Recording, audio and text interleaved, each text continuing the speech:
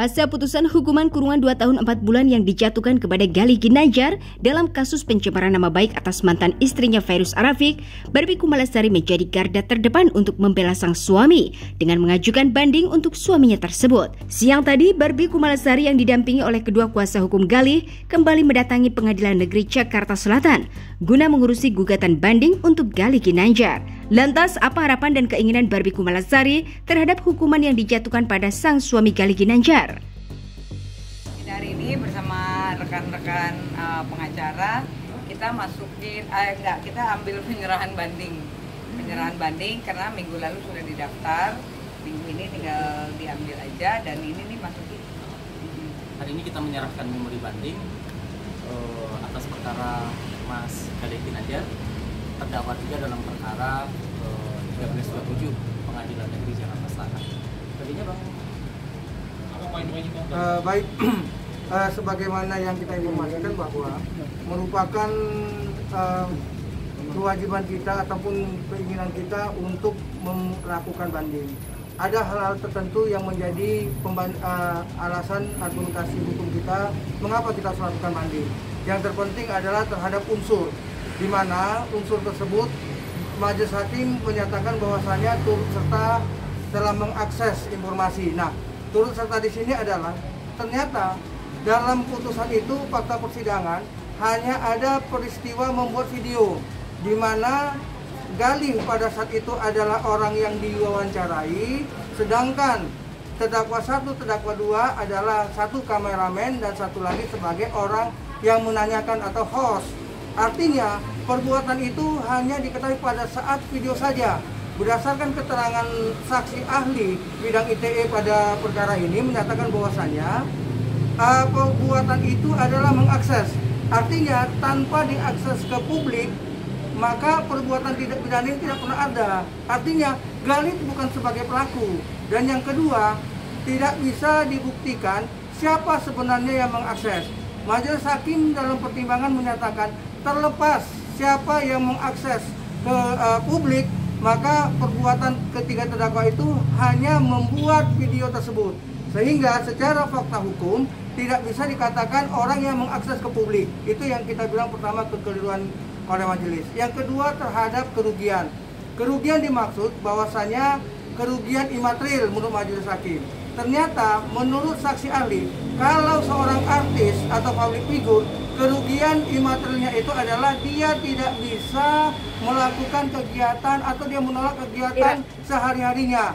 Artinya apa? Secara fakta bahwasanya yang bersangkutan masih setelah peristiwa ini masih melakukan ke media-media, masih menghadiri beberapa wawancara terkait dengan perkara ini. Sehingga nyata bahwasanya ini bukan kerugian imaterial. Bahwa terhadap kerugian ini adalah material misalnya. Dia menyatakan dia stres, masuk rumah sakit dan berobat, dirawat. Nah, dirawat di sini dalam fakta persidangan tidak bisa dibuktikan adanya yang bersangkutan dirawat di rumah sakit. Sehingga bukti bahwasanya adanya kerugian tidak dapat dibuktikan sesuai dengan fakta persidangan. Kalau kita bahwasanya rasa keadilan sudah cukuplah dengan ini dia menjalankan. Sehingga makanya dalam permohonan kita meminta yang mulia kalau bisa membebaskan, mengembalikan harkat dan martabat yang bersangkutan. Namun karena peristiwa ini sudah terjadi, sudah berlangsung, setidak-tidaknya diberikan hukuman seadil-adilnya, seringan-ringannya. Kenapa? Efek jerah daripada perbuatan pasal 27 ayat 3 Undang-Undang ITE ini adalah sangat berlebihan, 2 tahun 4 bulan. Sangat tidak menimbulkan rasa keadilan. Kenapa? Dengan sekarang ini 9 bulan dia berada di dalam tahanan, dalam penjara, itu merupakan harkat dan martabat dia, kehidupan dia sudah tersandra daripada peristiwa ini. Oleh karenanya bisa bebas ke depannya. Ya kalau kita sih harapannya bebas, karena kan dari sini juga kan sudah jelas ya, pelakunya juga tidak ditemukan gitu. Jadi kalau pelakunya tidak ditemukan, masa kita menghakimi orang dengan masa tuntutan yang sangat berat untuk kasus ini gitu. Memang kan kemarin kan ada kesalahpahaman bahwasannya pengacara yang lama tidak menjelaskan ke publik ya, jadi memang simpang siur gitu. Mungkin dengan adanya tim kuasa yang baru sekarang bisa jelaskan, oh ternyata begini. Dan satu lagi Gali juga kan sudah minta take down ya Bang ya. Di saat terakhir, pada saat Pablo bilang hanya malaikat aja yang bisa membuat ini menjadi masalah hukum.